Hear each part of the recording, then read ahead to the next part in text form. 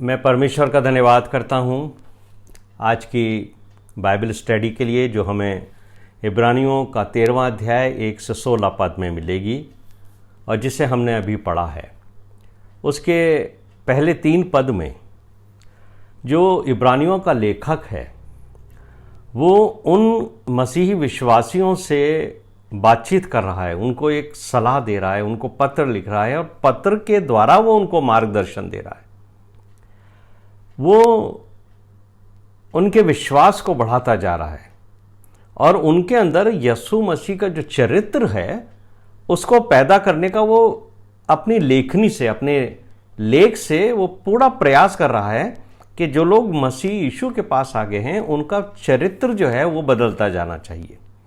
तो वो पहले पद से ही वो इस बात को कहता है कि भाईचारे की जो प्रीति है वो बनी रहे। यानी ये जो भाईचारा है ये आखिर है क्या? भाईचारा भाइयों के साथ होता है, भाइयों में बहनें भी आती हैं, तो ये विश्वासियों के परिवारों से के लिए बारे से डायरेक्ट संबंध करता है। उन लोगों से जो यीशु मसीह के पीछे आ गए हैं, जिनके अंदर भाईचारे की एक विविधता है, एक खूबी है, एक रास्ता है, अलग अलग नहीं है वो लोग। लेकिन जो शब्द का इस्तेमाल मैंने किया है कि एक हैं वो, तो जो टीचिंग है भाईचारे की वो हम सबको परमेश्वर के वचन से मिलती है। और ये जो शब्द है भाईचारा, दरअसल ये ग्रीक का शब्द है। ग्रीक भाषा में इसे फिलाडेल्फिया कहते हैं। आपने इस नाम को कई बार सुना होगा, ये नया नाम नहीं है आपके लिए, फिलाडेल्फिया। तो वो सोचता है कि मसीहों में भाईचारे की प्रीति हमेशा बनी हुई है और सिर्फ साधारण शब्दों में ही यही कहना चाह रहा है वो कि देखो ये जो भाईचारे की प्रीति है इसको आगे बढ़ाओ, हमें इसको मेंटेन करना है। अगर इंग्लिश में कहें तो it would continue among them. ये चलती आ रही थी लेकिन वो चाह रहा है कि ये इसको और आगे बढ़ाओ। ऐसा नहीं है कि तुम में भाईचारे की प्रीति नहीं है, मैं चाहता हूं कि इस भाईचारे की प्रीति तुम में बनी रहे। कंटिन्यूस प्रोसेस रहना चाहिए तुम्हारे अंदर कि ये कम नहीं होना चाहिए। और ये जो भाईचारा है, यानी जो वर्ड फिलाडेल्फिया है, इसका एंशियंट ग्रीक भाषा में जो लैंग्वेज जो स्टार्ट हुआ, जो शब्द जहां से आया है, न्यू टेस्टमेंट में लिखा गया है, वो दरअसल जो शब्द है वो प्रेम है। और प्रेम को जो नया न्यू टेस्टामेंट है वो जिन शब्दों में हमसे बयान करता है उनके कुछ अलग अलग मीनिंग हो जाते हैं। लेकिन हमें जो फोकस करना है वो फिलाडेल्फिया के ऊपर करना है। जो शब्द है उसके ऊपर हमारे को विशेष ध्यान रखना है। तो एक तो शब्द है जो प्रेम के लिए इस्तेमाल किया जाता है, उसे कहते हैं इरोस, EROS, इरोस। ये एक शब्द था जो प्रेम के लिए यूज किया जाता था उस समय में, पुराने समय में। दूसरा एक शब्द है जो प्रेम के लिए इस्तेमाल किया जाता है, इसे कहते हैं एरोटिक, EROTIC। ये जो लव है एरोटिक, ये है बेसिकली ये रेफर करता है सेक्सुअल लव को। एरोटिक जो है वो sexual desire, sexual attraction, sexual love जो उसके द्वारा होता है उसको ये डिफाइन करता है। और एक शब्द है अगापे, ये तो आपने बहुत सुना होगा। It is most powerful word for love. ये जो अगापे वर्ड है ये क्रिश्चियनिटी का बेस है और ये न्यू टेस्टमेंट में भी कई बार आया है। तो इसे इस्तेमाल किया गया है न्यू टेस्टमेंट में भी और आपके लिए भी। ये अगापे शब्द जो है वो बहुत ही अच्छा और सूटेबल है। तो परमेश्वर के उस प्रेम के एवज में जो वो हमसे करता है, वो प्रेम जो कभी बदलता नहीं। अगापे वही प्रेम है, नेवर चेंजिंग, कभी नहीं बदलने वाला। तो ये जो प्रेम है ये परमेश्वर हमसे करते हैं, अगापे प्रेम। और जब परमेश्वर हमसे प्रेम करते हैं तो वो किसी चीज की अपेक्षा नहीं करते हैं हमसे कि अगर मैं तुमसे प्रेम करता हूं तो तुम मुझे ये डिजायर है मुझे ये तुम दो। तो ये प्रेम इतना महान है कि ये अप्रिय व्यक्ति, जिसको परमेश्वर को वो व्यक्ति भाता भी नहीं है, जिसको परमेश्वर अप्रिय जानता है, जो परमेश्वर की इच्छा के अनुसार नहीं चलता, गलत काम करता है। जैसे कैन था और हाबिल था, जो दो भाई थे, जिसमें कैन ने अपने भाई की हत्या की। तो परमेश्वर ने उसको समझाया भी था, सिखाया भी था, पर फिर भी परमेश्वर ने उससे प्रेम किया है। आदम और हवा को परमेश्वर ने समझाया था वचन के ऊपर चलना, लेकिन आदम और हवा से भी परमेश्वर ने प्रेम किया। वही अगापे प्रेम है कि वो अनाज्ञाकारिता में बढ़ गए, आज्ञा तोड़कर आगे चले गए, लेकिन फिर भी परमेश्वर का प्रेम कम नहीं हुआ है। तो ये जो अगापे प्रेम है, ये परमेश्वर का इतना महान प्रेम है कि ये ऐसे व्यक्ति को भी मिलता है जो परमेश्वर की अनाज्ञाकारिता पे चलता है, जो परमेश्वर को भाता भी नहीं है। और उसका कारण है क्योंकि परमेश्वर स्वयं प्रेम है। और इस बात को यूहन्ना ने अपनी पत्रियों में कहा है, परमेश्वर प्रेम है। और यदि हम एक दूसरे से प्रेम करते हैं तो परमेश्वर हम में बना रहता है। और वो बड़ी वार्निंग देके कहते हैं कि तुम अगर ये कहते हो कि मैं परमेश्वर से प्रेम करता हूँ, और अगर अपने उस भाई को जिसको तुम देखते हो, रोज मिलते हो, अगर उससे तुम प्रेम नहीं करते हो तो तुम्हारा प्रेम झूठा है। तो हमें इस बात को समझना चाहिए कि ये अगापे प्रेम जो है, यही भाईचारे की प्रीति को हमारे मंडलियों में, हमारे परिवारों के अंदर बसाता है और रखता है। तो लेकिन ये जो पहला शब्द है अगापे, इब्रानियों के 13 अध्याय उसके पहले पद में जो शब्द फिलडेल्फिया है, इसकी जो जड़ है वो है फिलिया, PHIELIA, फिलिया। ये फिलिया जो शब्द है, ये भाईचारे की प्रीति के लिए इस्तेमाल किया जाता था पहले के समय में। और लेखक जो हैं वो इस तरह के प्रेम जो है मसीहों के अंदर होना चाहिए, इसको कंटिन्यू रखना है, इसके ऊपर वो बार बार इस जोर दे रहे हैं। उन्होंने तो ये बात जो कहना शुरू किया है कि भाईचारे की प्रीति तुम में बनी रहे, उसके पीछे उनकी यही भावना है कि चाहे परिस्थितियां विकट हों, चाहे परिस्थितियां हमारे एक दूसरे के साथ विपरीत हों, कोई बात हमें एक दूसरे की अच्छी ना भी लगे, फिर भी जो प्रेम है उसमें कमी नहीं आनी चाहिए। और दूसरे पद में लेखक कहता है कि यदि अनजान व्यक्तियों भी, है ना, जो हम लोग जो विश्वासी मसीह हैं, कभी कभी उनके घर में अनजान व्यक्ति भी आ जाते हैं, तो उनके साथ भी हमें प्रेम दिखाना है। ऐसा नहीं है कि हमें उनको धुतकारना है या अभद्र भाषा का इस्तेमाल करना है और उनको अपने घर के अंदर स्वागत नहीं करना है। तो वो ये कहते हैं कि अनजान व्यक्ति भी जो हैं वो तुम्हारे घर में आए तो उनका वैसे ही स्वागत करो जैसे तुम अपने भाइयों का करते हो। ये भी एक तरीका है भाईचारों में प्रेम को आगे बढ़ाते रहने का, अतिथि सत्कार के द्वारा। तो जो मसीही जीवन है, ये अतिथि सत्कार जो शब्द है, ये अतिथि सत्कार जो हमारा मसीही गुण है एक, उसके बारे में बाइबिल ने बहुत सारे स्थानों पर बाइबिल हमें सिखाती है और उभारती है। ये समझाते हुए बाइबिल हमें कहती है कई बार कि अगर हम अनजान व्यक्तियों का भी वैसे अतिथि सत्कार करते हैं जिनको हम नहीं जानते हैं, तो इब्रानियों का लिखने वाला कहता है कि अनजाने में पहले लोगों ने स्वर्गदूतों की सेवा की है। वो उनको जानते नहीं थे, लेकिन जब उन्होंने देखा कि कुछ लोग हमारे घर के दरवाजे पे खड़े हैं, तो उन्होंने उनका स्वागत वैसे ही किया जैसे वो अपने भाइयों का स्वागत करते हैं जिनको वो जानते हैं। और बाइबिल तो मुझे और आपको बताती है, क्या समझाती है। देखिए कि जब अब्राहम के पास स्वर्गदूत उससे मिलने आए और अब्राहम अपने घर के, यानी वो जो तंबुओं में रहा करता था अब्राहम, तो तंबू के दरवाजे पर बैठा हुआ था। उसने देखा कि एक जो सामने जो पेड़ है उसके नीचे दो व्यक्ति खड़े हुए हैं। वो जानता नहीं था, उनको अनजान था, लेकिन वो दौड़ा। उसने कहा कि ये मेरे घर आए हैं तो निश्चित तौर से मुझे इनका स्वागत करना है, इनका अतिथि सत्कार करना है।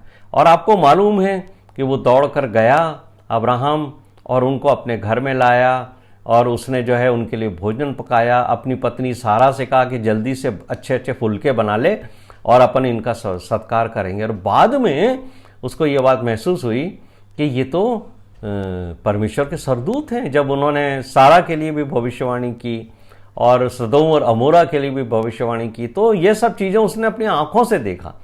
तो इब्रानियों का लिखने वाला उन सब विश्वासियों से जो व्यवस्था पर चला करते थे, और हमसे भी जो अन्य जातियों से आए हैं, वो लोग तो यहूदियों में से यीशु मसीह के पीछे आए थे, और हम जो भारत में निवास करते हैं वो हमारे माता पिता, हमारे पूर्वज अन्य जातियों में से थे।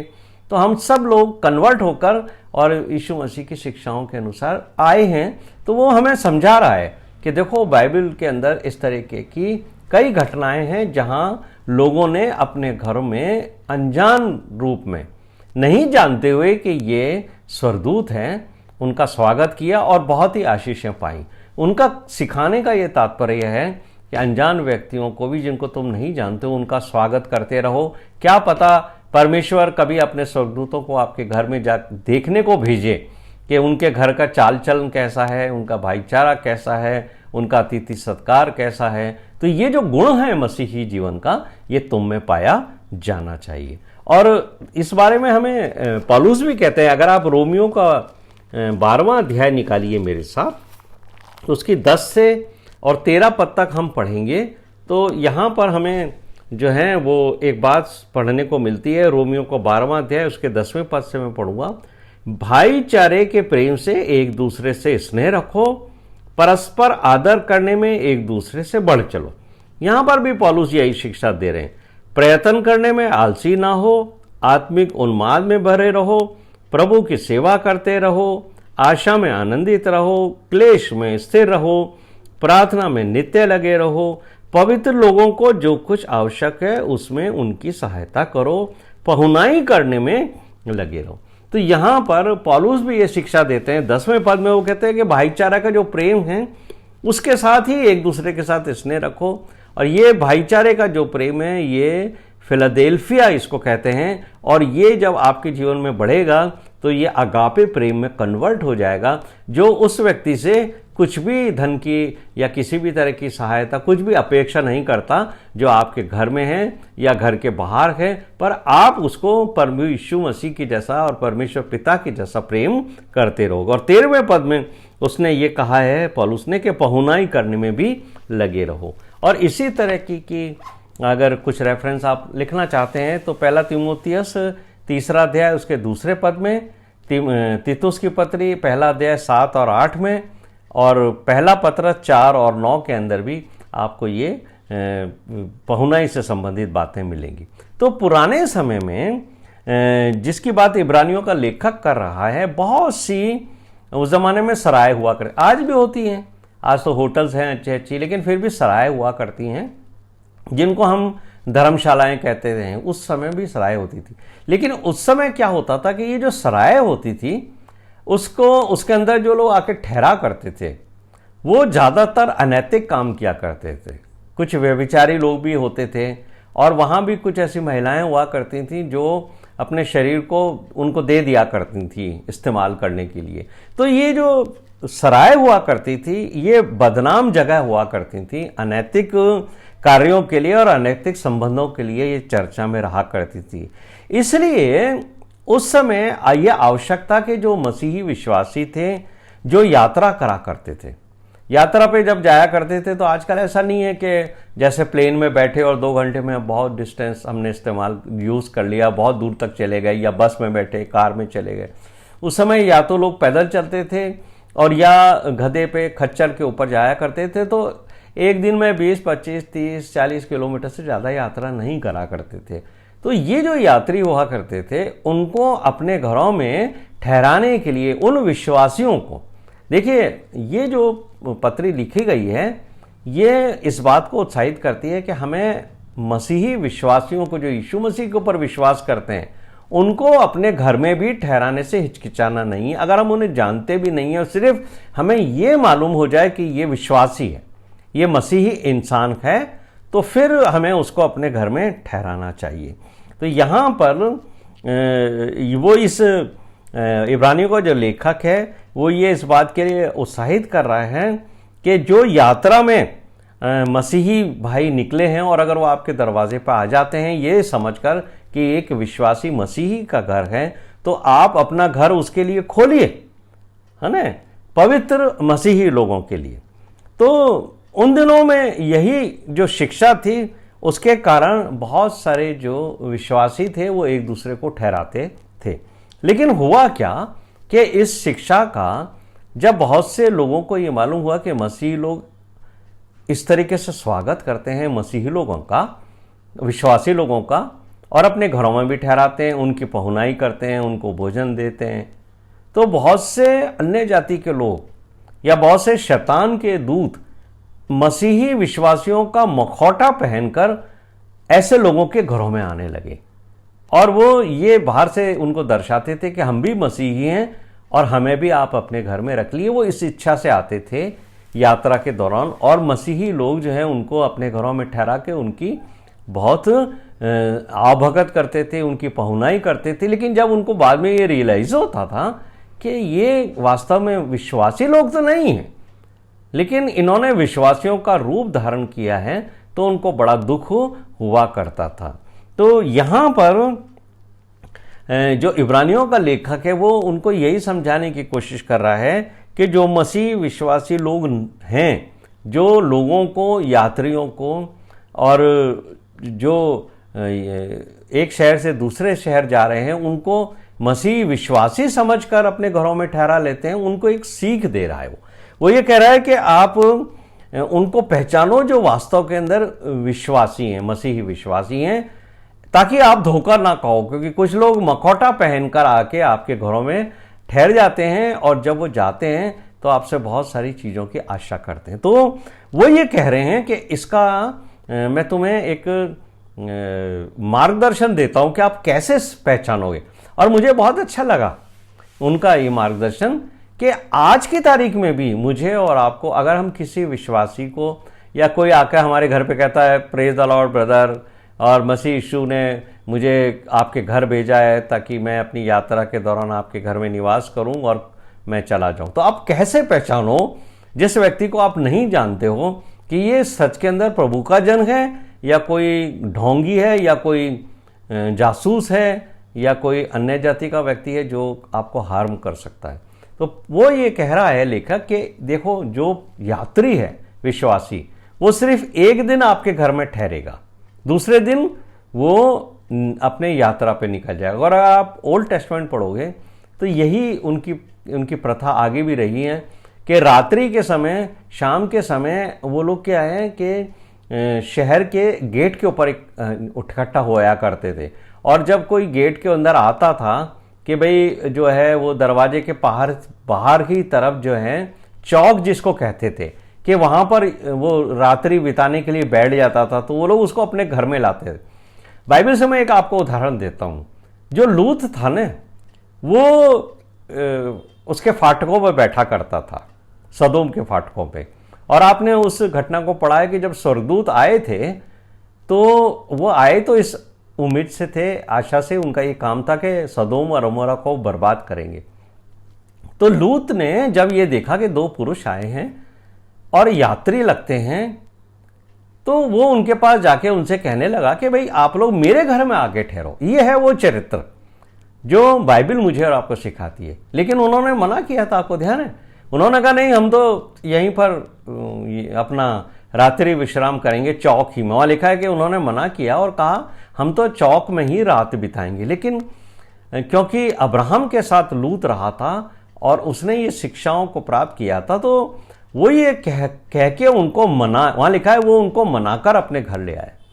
तो अब उन्होंने, उस जमाने में यही था, रात्रि के समय वो लोग विश्राम कराते थे, उनको भोजन कराते थे, और दूसरे दिन वो यात्री जो सच में यात्री है वो उनके घर से निकलकर आगे चला जाता। तो इब्रानियों का पत्र लिखने वाला कहता है कि अगर एक दिन से ज्यादा, मान लो कोई आदमी 2 दिन 3 दिन, मैक्सिमम 3 दिन से ज्यादा अगर कोई यात्री, बहुत से लोग थकान हो जाती है रास्ते में चलते हुए, उस समय पैदल चलते थे तो बहुत थक जाते थे, बीमार हो जाते थे, खाना नहीं होता तो कमजोर हो जाते। तो वो कहता है कि 3 दिन से ज्यादा अगर कोई तुम्हारे बीच में रुकता है ना, तो सावधान हो जाओ, उसकी नीयत अच्छी नहीं है, वो विश्वासी यात्री नहीं है। और दूसरी बात वो ये एक और समझाते हैं कि जब वो लोग जाते हैं तो जो तुम्हारी परंपरा है कि तुम्हारे घर से भोजन करा के भेजो और उनके साथ भोजन बांध को दो, ताकि रास्ते में अगर उनको भोजन ना भी मिले तो उनको भूखा नहीं रहना पड़े। तो वो लोग भोजन बांध के भी देते थे। लेकिन यहाँ वो उनको एक वार्निंग देता है कि यदि ऐसा विश्वासी जो एक यात्री बन के आपके घर में आकर ठहर गया है और अगर वो अन्य जाति का है और वो तुमसे जब तुम्हारे घर से निकलने लगे, जाने लगे, और वो तुमसे कुछ धन की आशा करे या धन की डिमांड करे कि अब मैं यात्रा पे जा रहा हूँ, मेरे पास धन नहीं है, आप मुझे धन दो, ऐसा व्यक्ति कभी भी विश्वासी नहीं हो सकता। तो उनका जो समझाने का तरीका, वो कहते हैं कि देखो, एक तो 3 दिन से ज़्यादा तुम्हारे घर में कोई भी रहना नहीं चाहिए। दूसरा, आप उनकी सेवा करते हो भाईचारे की, बहुत अच्छी बात है, लेकिन ये ध्यान रखना कि 3 दिन से ज़्यादा नहीं रहे। और अगर आप जब वो घर से जाए और आप उसे भोजन बांध के दो रास्ते के लिए, तो याद रखना कि जो विश्वासी है वो परमेश्वर पर विश्वास करके आगे बढ़ा है कि मेरी सुधि परमेश्वर लेगा, मुझे जो आवश्यकता है वो परमेश्वर करेगा। वो किसी मनुष्य पे विश्वास नहीं करता और ना उसके मन में ये लालच होगा कि मेरे रास्ते के लिए मैं इससे धन भी ले लूँ। तो अगर कोई धन मांगता है आपको, आज भी ये बात बिल्कुल सत्य है कि बहुत सारे लोग जो हैं वो सच में प्रभु यीशु मसीह की शिक्षाओं पर नहीं चलते, जो परमेश्वर पर विश्वास नहीं करते। ऐसे लोग हमारे घरों में आ जाते हैं, हम उनको परमेश्वर का जन प्रचारक या सेवक समझ के घर में ठहरा लेते हैं, लेकिन वो धीरे से अपनी आवश्यकताओं को आपके सामने रखकर ऐसा माहौल बनाते हैं ताकि आप उनको कुछ ना कुछ धन दो। वो आपके यहाँ ठहरने के बाद आपके आसपास के लोगों को भी विजिट कर लेते हैं, उनसे धन उगा लेते हैं अपनी संस्था के लिए, अपने काम के लिए, और आपको भी बेसिकली वो मूर्ख बना करके लेके जाते हैं धन। उनका जो ठहरने की इच्छा है वो है धन प्राप्ति करना। उनको परमेश्वर पर विश्वास नहीं है कि परमेश्वर सीधा आपके मन में डालेगा कि इस व्यक्ति की संस्था के लिए आप धन दो। वो स्वयं मांगने लगते हैं। तो ये कुछ बातें हैं जो वो उनको सिखाना चाह रहा है कि ये इस तरीके के जो लोग होते हैं ये झूठे प्रॉफिट्स हैं, झूठे भविष्यवक्ता है, झूठे सेवक हैं। तीसरे पद में इब्रानियों का लिखने वाला कहता है कि जो कैदी हैं उनकी ऐसी सुधि लो मानो तुम उनके साथ कैद में हो। यहाँ लेखक जो है वो उन कैदियों के बारे में कह रहा है जो सुसमाचार का प्रचार करते हुए या सुसमाचार लोगों को सिखाते हुए या सुसमाचार के कारण कैद में हैं। आजकल भी बहुत सारे स्थान पे प्रोसिक्यूशन है और बहुत सारे लोगों पे झूठे झूठे आरोप लगाकर उनको जो है पुलिस बंद कर देती है, न्यायालयों में लाते हैं, फिर उनको जो है वो बंद कर दिया जाता है। बहुत सारे जो ऐसे स्थान है जहाँ एंटी कन्वर्जन बिल्स पास हो गए हैं कि अगर आपके विरुद्ध में कोई ऐसी शिकायत आती है तो आपको बंद कर दिया जाएगा। तो उनके लिए वो ये हमें उत्साहित करता है कि तुम उनको ऐसे मत छोड़ देना कि वो कैद में ही रहें, और उनकी सुधि लेना, उनके पास जाना, उनके परिवार के लोगों के पास जाना। मान लीजिए अगर कोई पास्टर या प्रचारक इसलिए सताया जा रहा है, जेल में बंद है कि वो प्रभु यीशु मसीह का सुसमाचार लोगों तक पहुंचाता है, तो इब्रानियों का लिखने वाला तीसरे पद में कहता है कि ऐसों की सुधि लेना और ये समझना कि तुम भी उनके साथ कैद में हो। तो जब हमें ये फील होता है कि हम भी कैद में हैं, यीशु मसीह के कारण हम प्रताड़ित किए जा रहे हैं, दुख उठा रहे हैं हम, तो फिर तुम्हारे अंदर वो भावना पैदा होगी कि हाँ, ये जो सताव इस पर आया ये इस पर नहीं आया, मुझ पर आया। और याद है आपको यीशु मसीह ने एक बार क्या कहा था, है ना? यीशु मसीह ने ये बात कही थी कि मैं तुम्हारे घर आया और तुमने मुझे अपने घर में नहीं लिया, मैं भूखा था, तुमने मुझे भोजन नहीं कराया, है ना? और कुछ लोगों से उसने कहा था कि मैं कैद में था और तुम मेरी सुधि लेने आए, तुमने मेरी। ये कौन लोग हैं?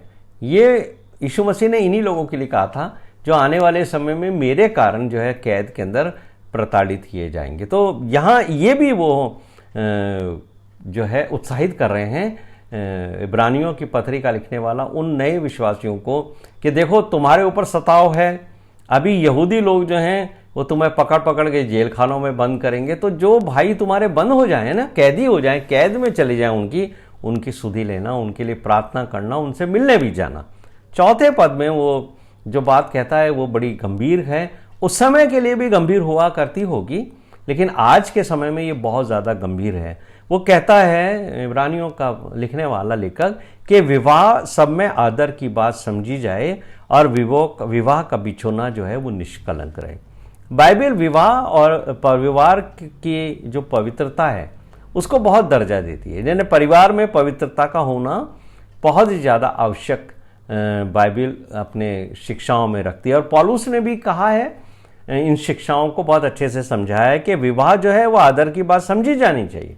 ये कहना आज के समय में कठिन होगा, क्योंकि आज क्या है कि इस पद को कोई महत्व नहीं देता। आजकल बहुत कम लोग हैं जो विवाह को आदर के रीति से लेते हैं कि हमारे घर में ये बात आदर से हो, हम जो हैं वो एक दूसरे का बहुत आदर करें। पति पत्नी के बीच में विवाह संबंध जो है परमेश्वर की वेदी के सामने होता है और वहाँ हम बहुत सारे वायदे करते हैं एक दूसरे से, लेकिन देखा जाता है कि लोग उन वायदों पे चलते नहीं।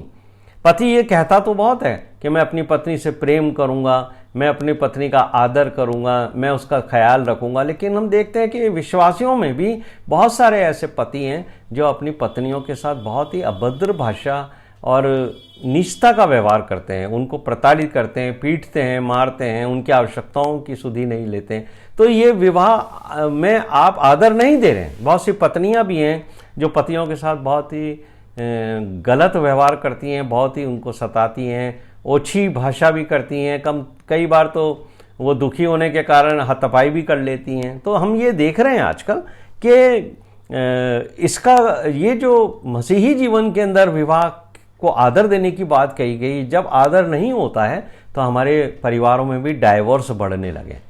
डाइवोर्स कहाँ से आए हमारे परिवारों में? क्योंकि हम पति पत्नी एक दूसरे को वैसा आदर नहीं दे रहे हैं जैसा परमेश्वर ने अपने वचन के अनुसार हमें आज्ञा दी है। दूसरी बात वो कहते हैं विवाह आदर की बात इसलिए भी नहीं समझी जा रही है कि बहुत सारे जो लोग हैं वो बिना विवाह के साथ में रह रहे हैं। आजकल ये नया एक ट्रेंड चला है, विवाह मत करो लेकिन लिविंग रिलेशन में रहो, साथ साथ रहने लगते हैं जैसे पति पत्नी रहते हैं। तो फिर वहाँ आदर नहीं होता है। वो लोग, ये वेस्टर्न कल्चर आ गया है जहाँ पर ये सिखाया जाने लगा है कि भाई साथ रह के पहले कुछ महीने देखो कि क्या तुम आगे विवाहित जीवन में साथ रह सकोगे कि नहीं। तो एक लड़का और एक लड़की, एक पुरुष और एक महिला जो है वो साथ रहने लग जाते हैं।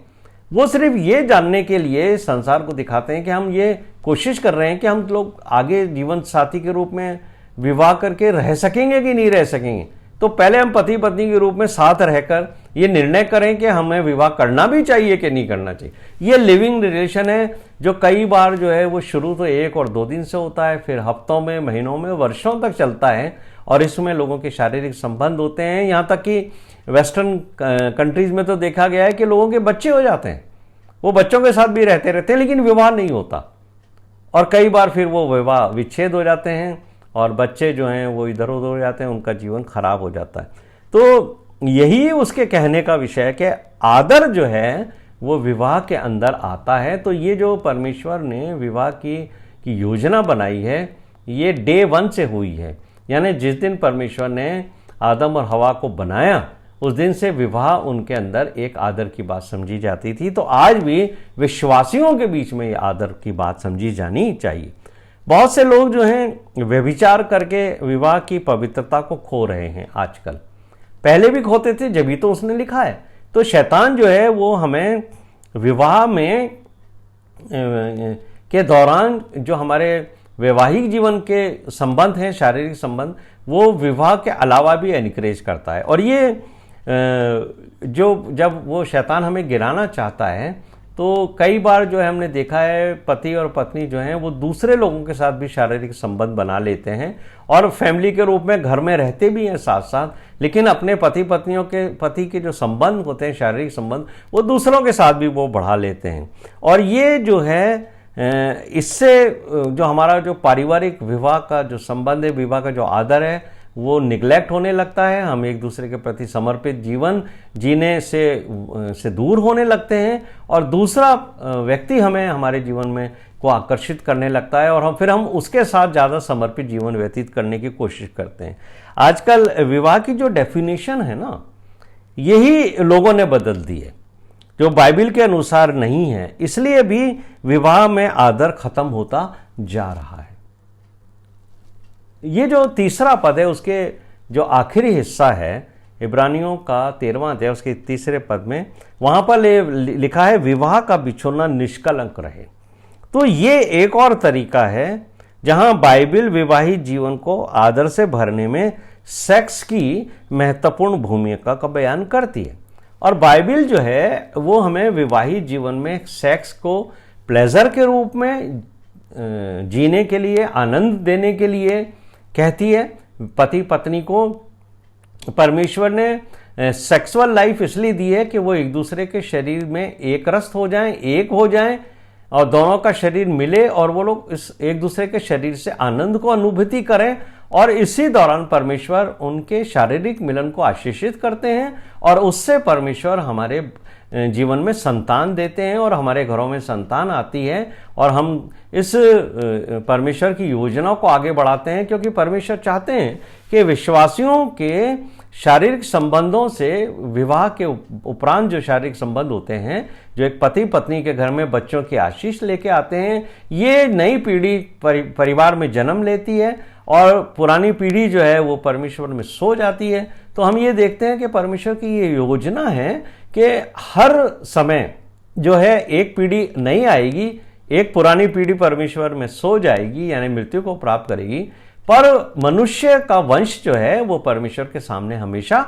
बना रहता है। तो परमेश्वर हमेशा यही सिखाते हैं कि तुम्हारे विवाह के उपरांत जो शारीरिक संबंध की अनुमति मैंने दी है वो मैं तुम्हें आशीषित करूंगा और उससे जो संतान होगी वो हमेशा मुझे जो है वो देखकर उसको खुशी होगी कि मनुष्य जो है वो हमेशा निरंतर पीढ़ी से पीढ़ी मेरे सामने बना रहता है। लेकिन शैतान जो है वो मसीही विश्वासियों के अंदर भी विवाह के अलावा, जो मैंने आपको बात बताई कि अपने जीवन साथी के अलावा भी वो शारीरिक संबंधों को बनाने के लिए आकर्षक और उत्साहित करता रहता है कि आप अपने जीवन साथी के अलावा भी जो है सेक्स को एक प्लेजर के रूप में लेते रहो। तो वो उन शारीरिक संबंधों को जिसकी बाइबल अनुमति देती है पति पत्नी के बीच में, उसको तो डिस्करेज करना लगता है और उनको लोगों को सिखाता है। देखो आज सोसाइटी के अंदर जो है वो किस तरीके से लोग एंजॉय करते हैंगे और किस तरीके से लोग जो हैं वो ये शारीरिक संबंधों को बनाते हैं, उसमें बड़ा प्लेजर है। तो तुम लोग भी क्या हो गया, तुम परमेश्वर को मानो उस इच्छाओं को, लेकिन ये प्लेजर भी परमेश्वर ने दिया है तो इसका आनंद भी लो। ये जो शिक्षाएं हैं वो अब मसीही लोगों के बीच में भी आने लगी हैं। इसका परिणाम बहुत खतरनाक होता है और जो बात वो ये कह रहा है कि विवाह का बिछोना निष्कलंक रहे, वो फिर निष्कलंक नहीं रहता बल्कि उसके ऊपर कलंक लगता है। और पौलुस ने बड़े अच्छे से समझाया है।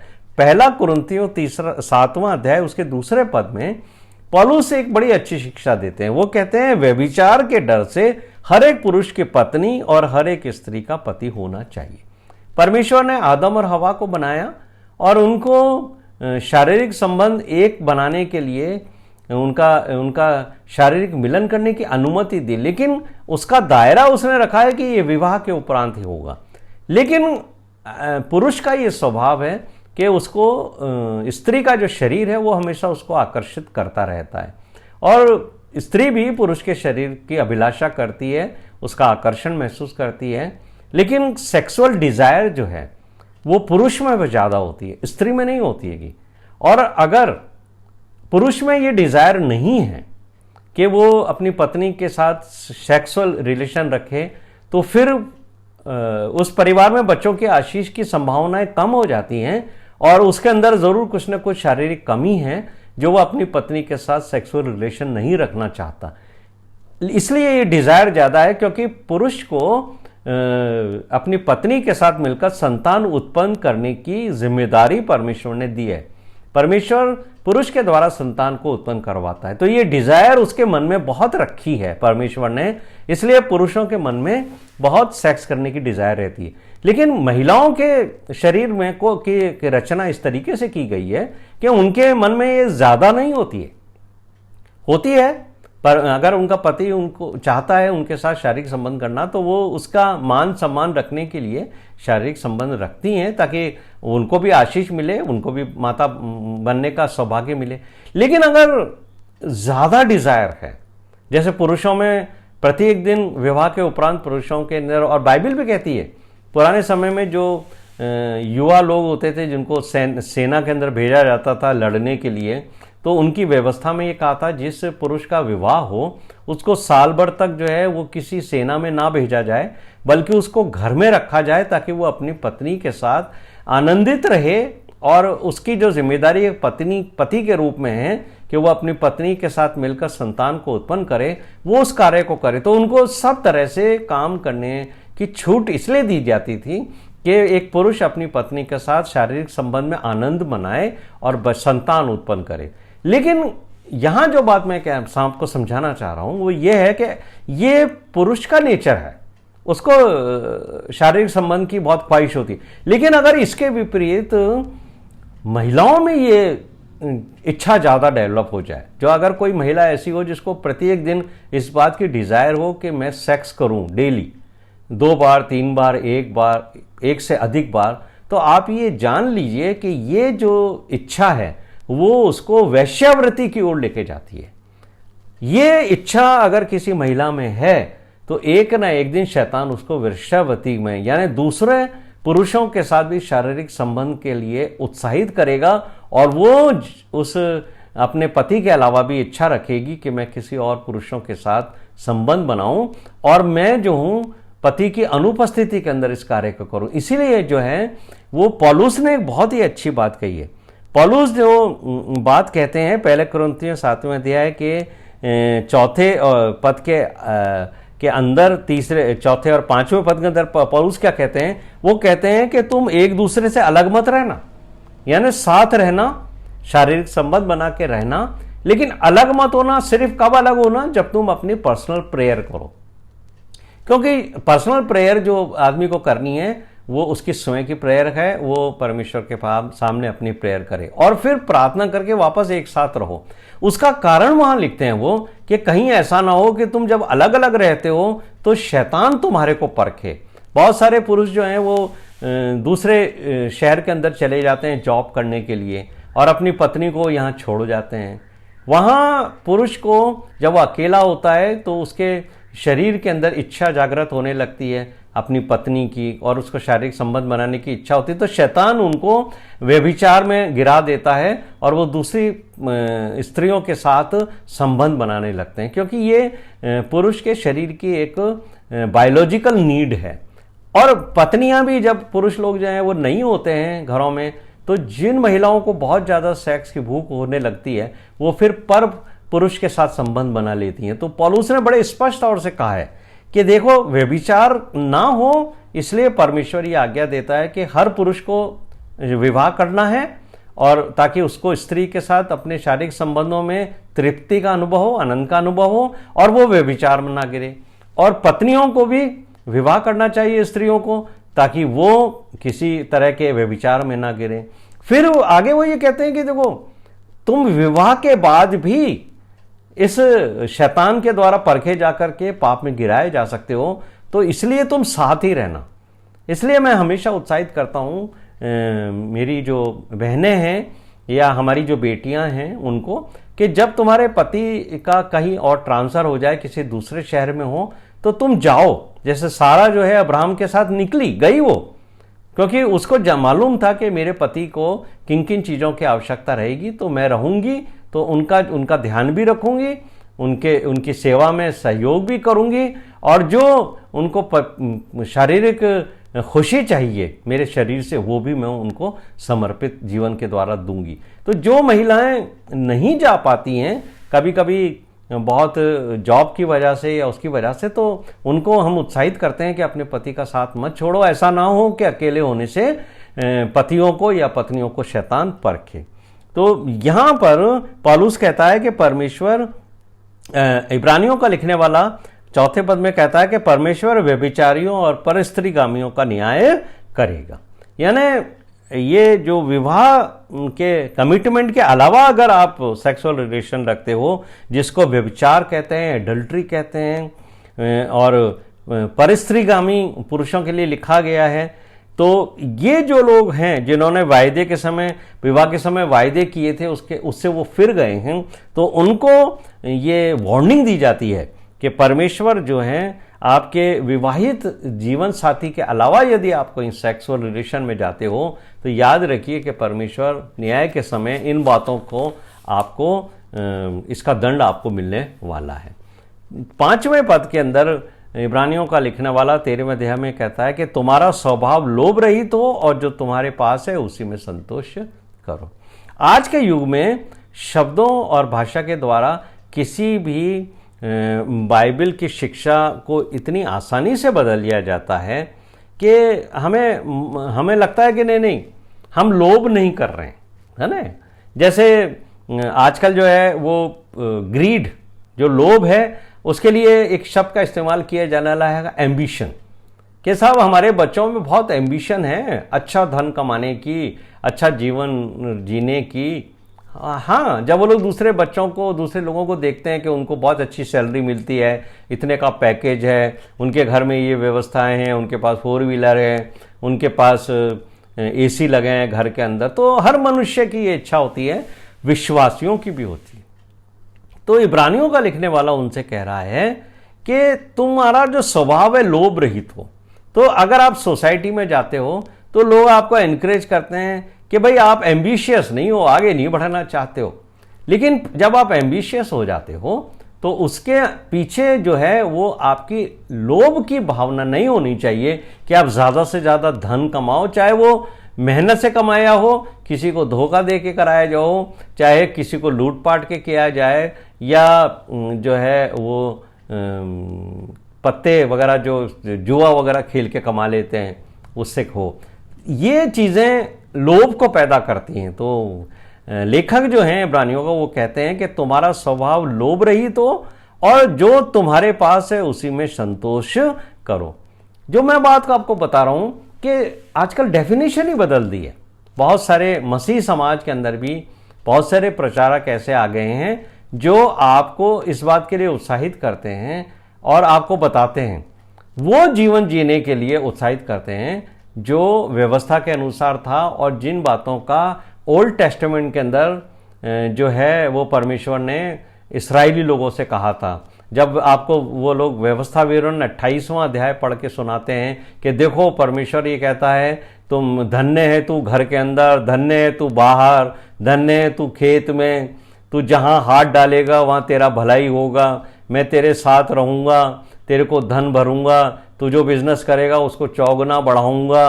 तो ये जो बातें कह करके आपको ये शिक्षा दी जाती है, ये आपको बेसिकली आपके मसीही जीवन से डाइवर्ट करती है, वो आपको दूसरी ओर खींचती है और अनजाने में आपको ये सिखाया जाता है कि आपका परमेश्वर जो है आपको धन संपत्ति देने वाला परमेश्वर है, आपको सांसारिक जीवन के अंदर खूब आशीषित करने वाला है। ये सारी सांसारिक आशीषें हैं। और इब्रानियों का लिखने वाला तो कह रहा है कि तुम्हारे पास जो है ना, अरे उसी में संतोष करो। क्योंकि हम तो एक तरफ तो हम ये शिक्षा हमें दी जाती है, तुम तो परदेशी हो, तुम तो यहाँ थोड़े समय के हो, और दूसरी तरफ हमारे बहुत से पास्टर प्रचारक हमें ये कहते हैं कि धन तुम्हें परमेश्वर देना चाहता है, तो जितनी आवश्यकता है उसके अलावा अगर आपके पास धन आ जाता है तो वो तो फिर या तो आप सोना खरीद लेते हो, या आप जायदाद खरीद लेते हो, या आप बैंक में FDR बना लेते हो। तो परमेश्वर का कहने का है की तरफ से जो परमेश्वर देता है, अगर आपको परमेश्वर ने एक घर दिया है रहने के लिए तो ये परमेश्वर की ओर से आशीष है, उसी में रहो आप, है ना, जीवन भर। बहुत से लोगों के पास तो अपना घर नहीं होता है, वो तो किराए के मकान में भी रहते हैं, तो क्या वो संसार में जीवन नहीं भी व्यतीत करते? कई लोग तो पूरे जीवन उपरांत किराए के मकान में ही पैदा होते हैं, कि किराए के मकान में रहते हैं और किराए के मकान में उनकी मृत्यु हो जाती है। लेकिन अगर परमेश्वर ने आपको रहने के लिए एक वो दे दिया घर, तो ये तो परमेश्वर की आशीष है। यही समझिए कि घर तो परमेश्वर का है, मैं तो किराएदार हूं, जब तक मैं जीवित हूं परमेश्वर ने मुझे दिया है ताकि मैं किराया भी नहीं दूं इस घर का और आनंद से रहूं। तो परमेश्वर का वचन जो है हमें ये सिखाता है कि हर चीज में हमें जो है संसार की विलासिता से दूर रहना है। और मैं जो बात ये कह रहा था कि आजकल जो भाषा बदल गई है, टर्मिनोलॉजी बदल गई है, बाइबल की शिक्षाओं को बहुत ही हल्का कर दिया है। जैसे मैं आपको कहूँ कि जैसे पाप है ना, लोग जब ये पढ़ते हैं कि बाइबल में कि तू पाप मत करना, पाप ये नहीं करना, ये चीज़ पाप है, तो लोगों ने उस आजकल बहुत सारे प्रचारक कहते हैं ये पाप नहीं है, ये मिस्टेक है, आपसे गलती हो गई। क्योंकि वो ये कहते हैं कि आपने एक बार आके अपने पापों की क्षमा मांग ली, उसके बाद तो आप पाप कभी करोगे ही नहीं। अब जो भी काम करोगे वो आपकी गलती कहलाएगी। परमेश्वर उसको गलती मानता है, परमेश्वर उसको पाप नहीं मानता। तो मेरे प्रिय भाइयों और बहनों, मैं इस शिक्षा के साथ सहमति नहीं रखता हूं। मैं आपको एक बात बहुत स्पष्ट करना चाहता हूं कि शैतान ने बहुत सारे ऐसे शब्दों का इस्तेमाल किया है जो आपको पाप करते रहने के लिए उत्साहित करते हैं। जैसे अगर आपने कोई गलत काम किया, पाप किया, और आप ये जानते हो कि बाइबल में ये बात पाप की श्रेणी का अंदर आती है, अनाज्ञाकारिता भी परमेश्वर की ओर से पाप ही है, तो आप क्या कहोगे? ये तो बाय मिस्टेक हो गया। आप उसको मिस्टेक समझोगे, है ना? मिस्टेक नहीं है, ये पाप है। और अगर आप इसको कहते हो कि ये गलती हो गई मेरे से, आप उसको पाप करके स्वीकार नहीं करते हो, या आप इसको मिस्टेक रखते हो, तो आप मेरी इस बात को हमेशा ध्यान रखना कि यीशु मसीह पापियों को बचाने के लिए संसार में आया। वो आपके पाप तो क्षमा करेगा, लेकिन अगर आप पाप को गलती समझते हो तो यीशु मसीह गलतियां मिटाने के लिए और गलतियों को क्षमा करने के लिए इस संसार में नहीं आया। बहुत से लोग कहते हैं, हे प्रभु, हम तो इंसान हैं, इस दुनिया में रहते हैं, गलतियां तो हमसे होती रहती हैं।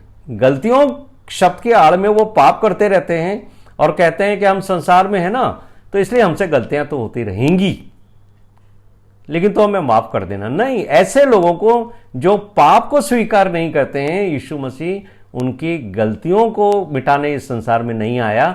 तो आप ये कभी मत सोचना कि आप गलतियों के लिए क्षमा मांगोगे और आपको पापों से क्षमा मिल जाएगी। यीशु मसीह पापियों के पापों को क्षमा करने के लिए आया। उसका लहू पापों से आपको क्षमा दिलाता है, आपके पापों को धोता है, आपकी गलतियों को नहीं। और आजकल एक और तरह की शिक्षा भी चल रही है। उसके लिए मैं आपको कहना चाहता हूं कि शैतान जो है वो आपको आज से आपका ध्यान हटाना चाहता है। इब्रानियों की पत्री में हमने पढ़ा था ना कि परमेश्वर कहता है, यदि आज तुम उसका शब्द सुनो तो अपने मनों को कठोर न करो। यानी परमेश्वर का वचन हमें ये बात उत्साहित करता है, आज का दिन परमेश्वर ने बनाया है, आज का दिन तुम्हारे जीवन में धन्य है। आज तुमसे परमेश्वर बात करना चाहता है। आज अगर तुम्हें वो आईना दिखाता है अपने वचन से कि तुम ये जानो कि तुम अपवित्र हो, तो उसको तुरंत ठीक करो। लेकिन आज की जो अंदर बहुत सारे ऐसे शिक्षाएं दी जाती हैं, वो आपको आज में जीने नहीं देते।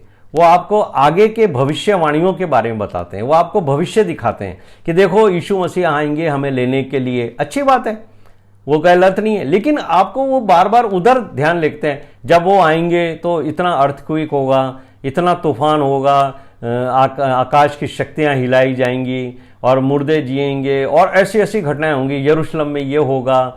और जो यहूदियों के रब्बी हैं, उन्होंने अपनी किताबों में 5000 साल आगे की भविष्यवाणियां लिखी हैं। तो जो लोग आपको भविष्यवाणियों की ओर आपका पूरा ध्यान आकर्षित करते हैं, तो उनकी जो शिक्षा है वो बेसिकली शैतान की वो चाल है जिसको हर विश्वासी को समझना चाहिए कि जब आप ऐसे कार्यक्रमों में, ऐसी सभाओं में भाग लेते हैं जहां आपको सिर्फ भविष्यवाणियों के ऊपर आपका ध्यान बढ़ाया जाता है, वो ध्यान शैतान आपके ऊपर से हटाकर भविष्य की ओर ले जाता है, ताकि आज आपके अंदर जो पाप हैं, जो आप अपवित्र जीवन जी रहे हो, उससे आपका ध्यान हटा दिया जाए, ताकि आपको ये महसूस ही नहीं हो कि आपके अंदर कोई पाप है जिसकी आप क्षमा प्राप्त कर लो। और अगर आज के 10 साल, 5 साल, 3 साल या आज रात्रि को भी आपकी मृत्यु हो गई, तो वो जो भविष्यवाणियों की आपने सभा अटेंड करी, उससे आपको कोई फायदा नहीं हुआ, क्योंकि आपके अंदर जो है पाप है। पापों की तो क्षमा आपने मांगी नहीं, और आप भविष्य के बारे में सोचते रहे कि परमेश्वर आएगा, यीशु मसीह मुझे यहां ले जाएगा, ऐसा होगा, स्वर्गदूत आएंगे और हम तो उठा लिए जाएंगे, हम तो चले जाएंगे। लेकिन आपने अपने जीवन के पापों की क्षमा नहीं मांगी है। आप कैसे आपको यीशु मसीह लेके जाएगा? तो ये आपके विचारों को और आपके पापों से आपको भटकाने का एक नया तरीका है। तो ऐसे जो खतरनाक तरीके के प्रचारक हैं, जो आपको सिर्फ भविष्यवाणियों के ऊपर आपका ध्यान ले जाते हैं, वो उनसे आप सावधान हो जाओ, बच जाओ, क्योंकि परमेश्वर का वचन आपसे ये कहता है आज का दिन तेरे लिए इंपॉर्टेंट है। आज तू मेरा वचन सुनता है तो अपने पापों से क्षमा मांग, कल जो है वो तुझे ये मौका नहीं मिलेगा। परमेश्वर के न्याय शासन के सामने जब आप खड़े होंगे तो परमेश्वर आपसे कहेगा तेरे को मैंने अपने वचन के द्वारा ये शिक्षा दी कि तू अपने जीवन के अंदर छिपे हुए पापों को जान।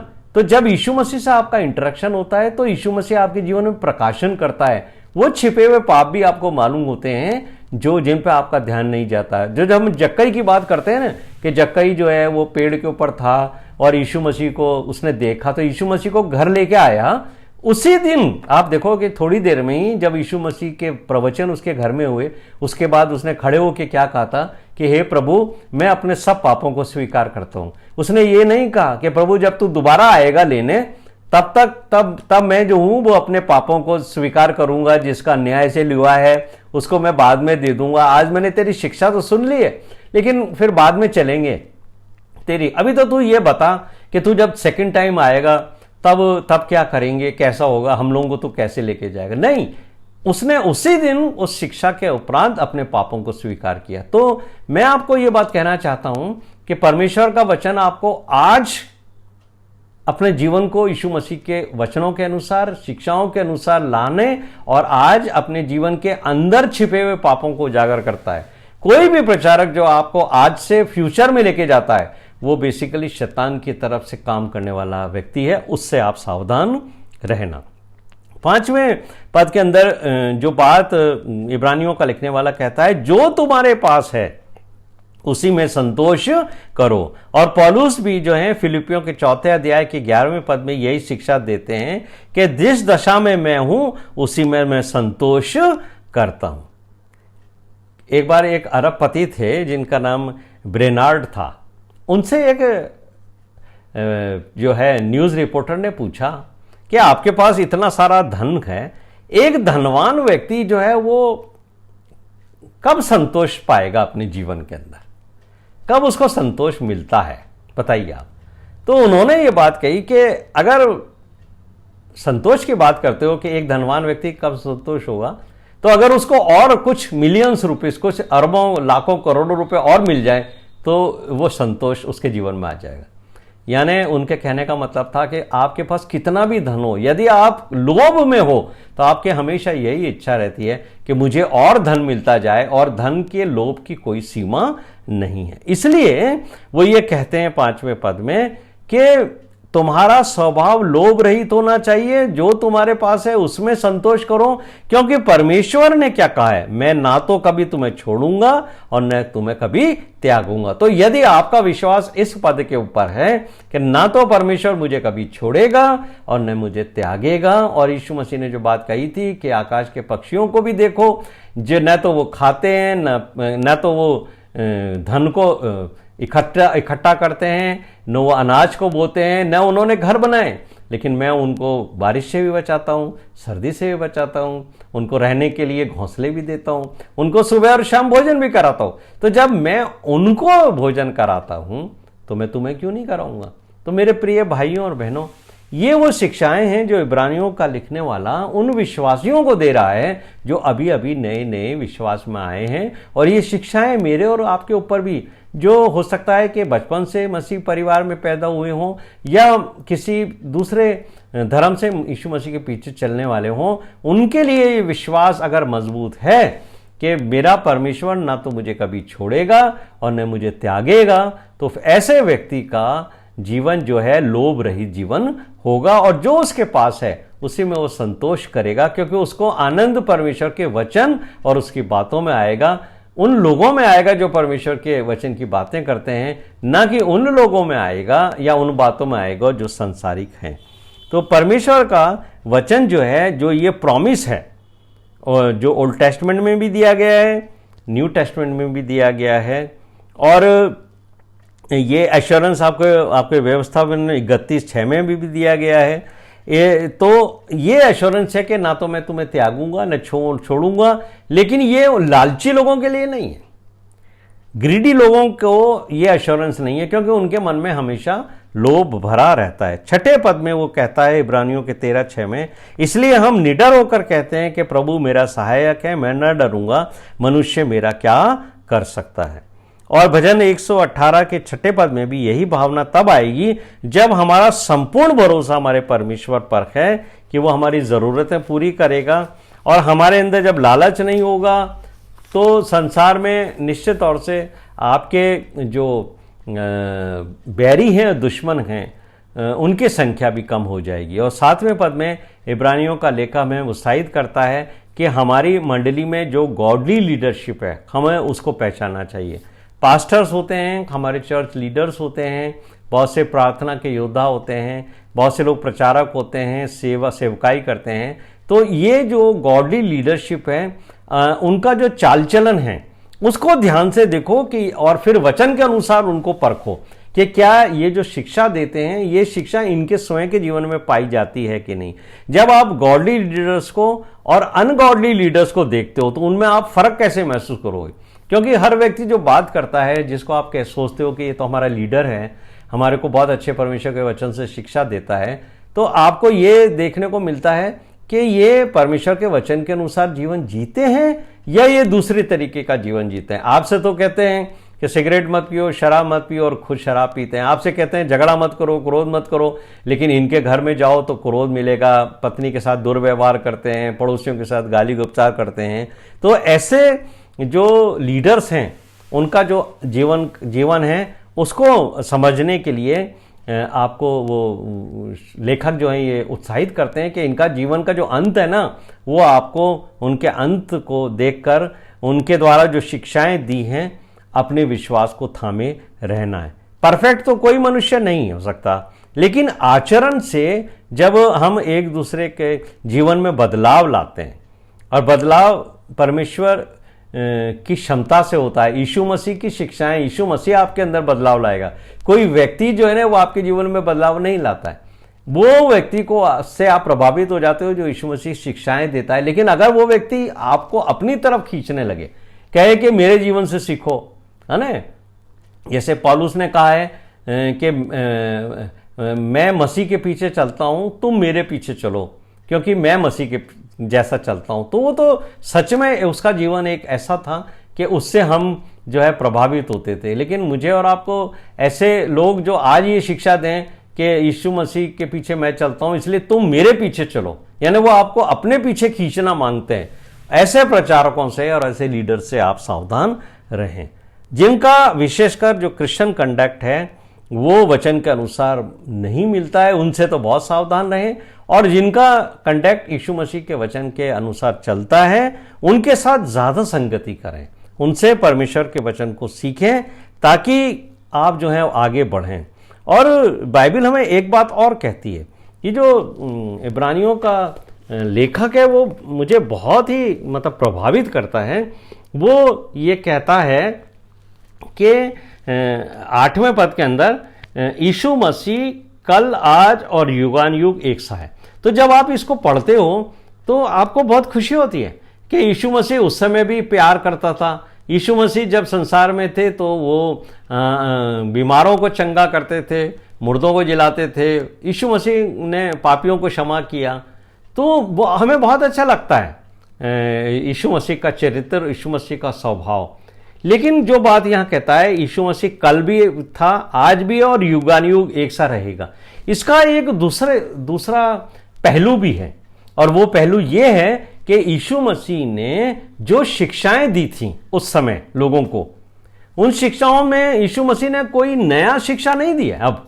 तो यीशु मसीह अगर कल जो शिक्षा दी थी वही शिक्षा आज भी है और वही शिक्षा भविष्य में भी रहेगी। तो अगर आपको आकर कुछ लोग यीशु मसीह शिक्षा में कुछ मिलाकर नया देना चाहते हैं कि देखो आज के ज़माने में यीशु मसीह के कहने का मतलब ये है ना, जो मैंने आपको बताया कि ये पाप जो है उसको गलती, अरे यार गलती हो गई मुझसे, पाप, आप उसको पाप नहीं मान रहे हो।